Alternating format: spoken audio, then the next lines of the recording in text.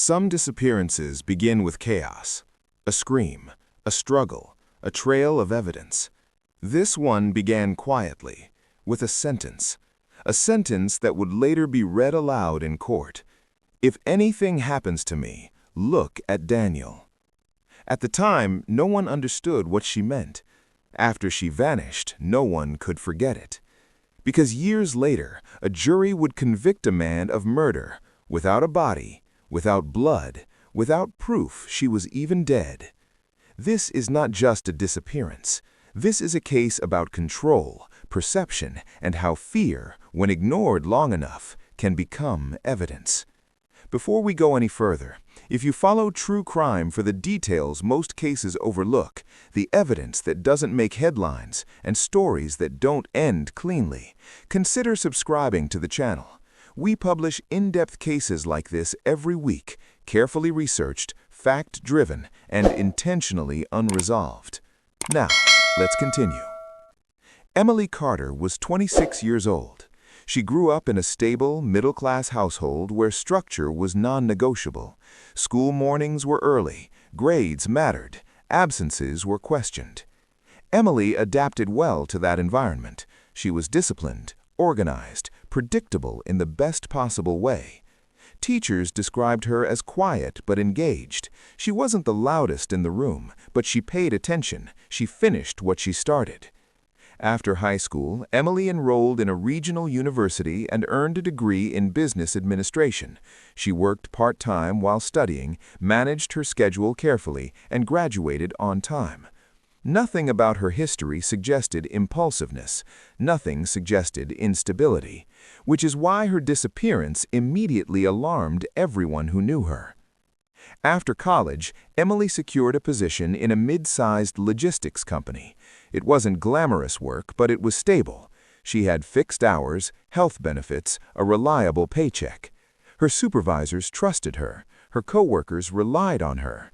Emily was known for being meticulous. She kept written planners, she followed routines, she rarely deviated from plans without notice. This detail matters, because when Emily failed to show up for work without calling, it broke every known pattern of her adult life. Emily met Daniel Harper at a casual gathering hosted by mutual friends. Daniel was 31, confident, articulate. He worked in IT consulting, specializing in systems management and digital security. Emily found that impressive. Daniel was attentive in the beginning. He listened closely, asked thoughtful questions, remembered small details. Within weeks, they were spending most of their time together. Friends noticed the relationship moved quickly, but not recklessly, at least not at first.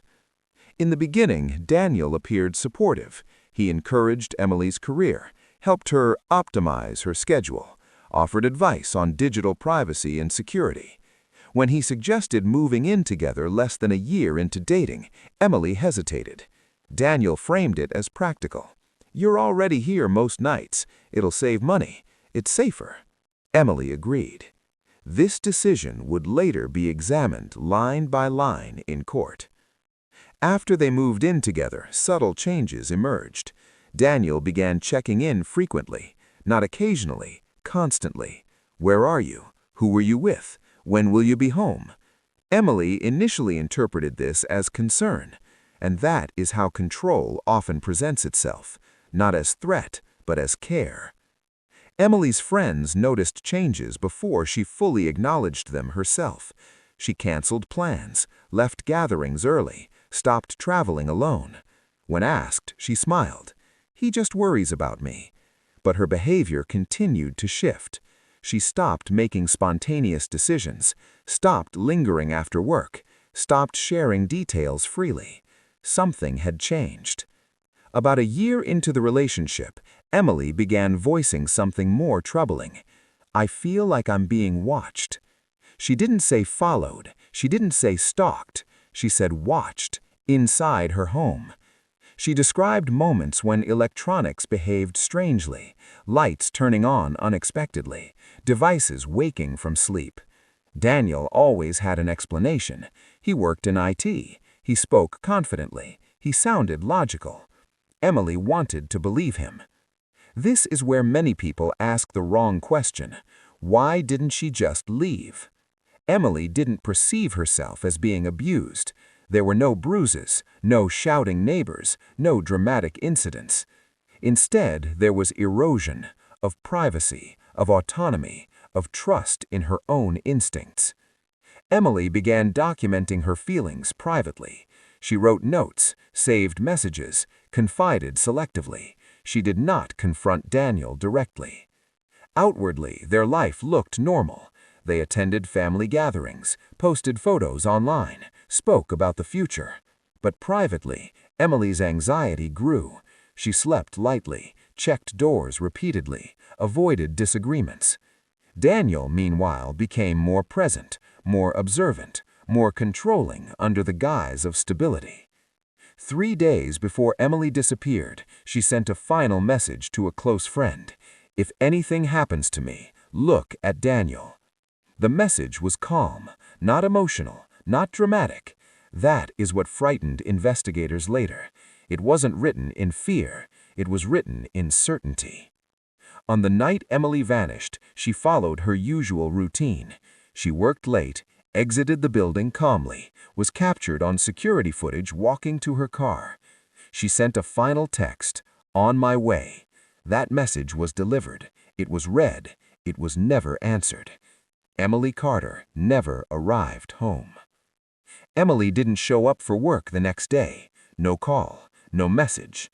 By midday, concern escalated. Her manager called repeatedly, straight to voicemail. A friend drove to the apartment. The door was locked. Nothing appeared disturbed. Her purse was inside, her charger plugged in, her jacket hanging by the door. Her car was missing. Emily Carter vanished. Police questioned Daniel that afternoon. He said Emily never came home, said he assumed she stayed with a friend. When asked which friend, he couldn't say. He hadn't reported her missing, hadn't called her workplace, hadn't contacted family. Investigators noted his calm demeanor, too calm. Daniel claimed he never saw Emily's final text. Phone records later showed otherwise. When confronted, he adjusted his story. Small inconsistencies, minor contradictions, but they accumulated. At this point, there was still no crime scene, no evidence of violence, no proof of death. Yet something about Emily's warnings lingered. Her fear, her documentation, her message. Investigators began to realize something critical. Emily may have known something was coming. Emily Carter disappeared without a trace. No body, no blood, no struggle. But she left behind a pattern. Investigators uncover something hidden inside the apartment, something Emily never knew existed, and it changes everything. Emily Carter was missing just under 48 hours when detectives returned to the apartment. At that point, there was still hope. Hope that she had walked away. Hope that this was a misunderstanding. Hope that she would answer her phone. But detectives don't work on hope. They work on patterns. And something about this apartment did not sit right. There were no signs of violence, no overturned furniture, no broken glass, no blood, but also no chaos. Emily's belongings were still there, her purse, her makeup, her work badge. People who leave voluntarily don't leave like this, especially not like Emily. Detectives requested access to Emily's phone records and online accounts. What they found was subtle but disturbing. Emily's location history had been disabled. Not recently, not accidentally. It had been manually turned off months earlier. Emily was meticulous. She kept tracked everything. Friends said she would never disable her own location. Daniel, however, knew how to do it. Emily's work laptop was missing. Daniel said she took it to work. Her employer said she didn't. That discrepancy elevated the case immediately, because missing technology means missing answers, and someone had removed them. Daniel voluntarily handed over his phone. It looked clean, too clean. Recent messages were sparse, search history minimal. Digital forensic experts later described it as curated. Someone had deleted data, carefully.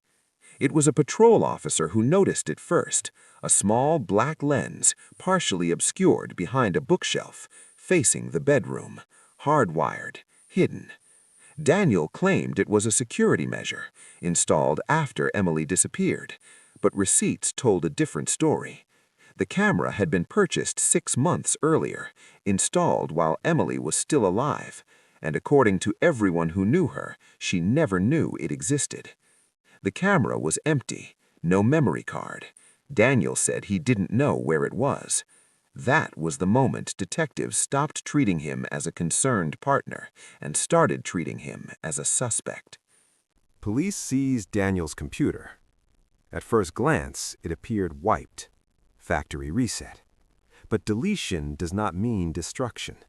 Forensic analysts recovered fragments, incomplete files, corrupted clips. And then they saw her, Emily, walking through the apartment, sitting on the couch, sleeping, unaware. She had been watched. There were timestamps, late-night recordings, early morning footage, Emily moving freely, until she wasn't. The final recovered clip ended abruptly. No violence, no explanation, just absence. Investigators now understood what Emily meant. The feeling of being watched wasn't paranoia, it was reality. Someone had access to her private moments, someone who lived with her, someone who controlled the technology. When confronted with the footage, Daniel changed his story. Again. He claimed Emily consented. Friends said she would never allow it. There were no messages proving consent, no agreements, only secrecy. At this stage, prosecutors didn't have a body, so they arrested Daniel on obstruction charges, for destroying evidence, for misleading investigators, for deleting files. But behind closed doors, something else was happening. They were building a murder case. Experts reviewed Emily's behavior before she vanished, her warnings, her documentation, her message. If anything happens to me, look at Daniel. They concluded something chilling. Emily believed she was in danger, and she believed it came from inside her home. Prosecutors theorized Emily discovered the surveillance, that she confronted Daniel or prepared to leave, that control turned into panic, and panic turned into something irreversible. But theory is not proof, and juries demand proof. 18 months after Emily disappeared, Daniel Harper was arrested for murder. No body recovered, no crime scene presented. The case would hinge on behavior, fear, and digital footprints. A controversial strategy, one that would divide experts nationwide. Where was Emily Carter? Dead? Hidden? Alive? No one knew, but the state was prepared to argue one thing. She never walked away. Daniel Harper was now charged with murder, a trial without a body, a case without blood. A jury would be asked to decide, can fear itself prove a killing? And what happens if they're wrong? By the time the trial began, Emily Carter had been missing for nearly 3 years. No remains had been found. No crime scene had been identified. No cause of death had been established. Yet the prosecution stood before the jury with absolute confidence. They were not here to prove how Emily died. They were here to prove she could not still be alive. The prosecution's case was built on behavior, not biology. They told the jury this was not a mystery disappearance. This was a controlled environment, a closed system, a private space dominated by one individual, Daniel Harper. They argued that Emily's fear was evidence, her warnings were evidence, her silence was evidence, and the hidden surveillance changed everything. Prosecutors walked the jury through Emily's final months, her schooling, her work ethic, her consistency. They emphasized that Emily did not abandon responsibilities. She did not disappear voluntarily. They introduced the text message again. If anything happens to me, look at Daniel. not a cry for attention, not speculation, a contingency plan. The recovered video fragments were shown in court. Emily, unaware. Emily, private. Emily, vulnerable.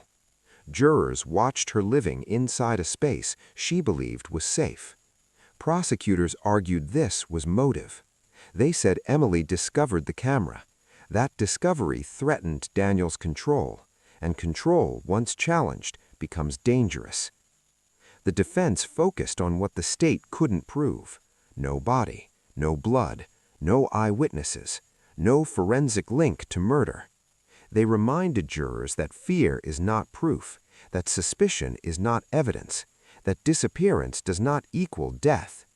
They suggested Emily left voluntarily, that she wanted a new life, that the state was punishing Daniel for being controlling, not homicidal. Then came the question that divided the courtroom. Can someone be convicted of murder without proof that a murder occurred?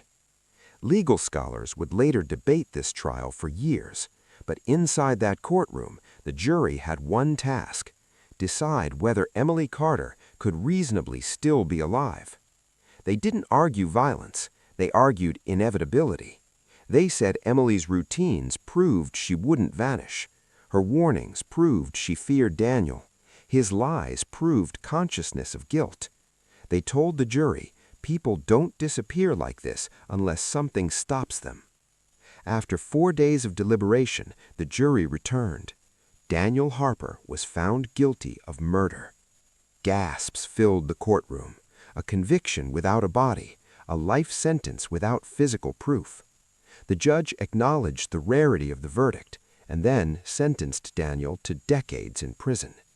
Even after the conviction, questions refused to die. Journalists reopened the file. Legal analysts criticized the precedent. Because if this verdict stood, it meant fear could be evidence and absence could be proof. 3 years after the conviction, a report surfaced. A woman resembling Emily Carter was seen at a rural gas station 2 states away, barefoot, disoriented, quiet. She asked for help, then disappeared before police arrived. The clerk later said the woman seemed afraid. Surveillance footage was never released. Authorities said the sighting was unconfirmed. And then, nothing. The clerk described the woman's posture: reserved, cautious, familiar. She matched Emily's mannerisms, but without footage, without DNA, without confirmation, the sighting remained unofficial and unexplained. Was Emily Carter murdered, or did she escape something far worse? Was Daniel Harper a killer, or a controlling man convicted on fear and circumstantial evidence? And if Emily is alive, why hasn't she come forward? Or has she tried and been ignored? This case forces a difficult conversation about control disguised as care, about digital surveillance inside relationships, about how modern evidence reshapes justice, and about how certainty can exist even when proof does not. Emily Carter told people she felt watched. She was right. The only question left is, who was watching whom? And did the justice system see the full picture, or only the parts that fit a verdict? Cases like Emily Carter's don't end with answers. They end with questions, and sometimes warnings. If you want to stay with these stories beyond the headlines, to follow updates, overlooked evidence, and cases the system leaves behind, subscribe to the channel. Because some disappearances don't fade with time, and neither should the search for the truth.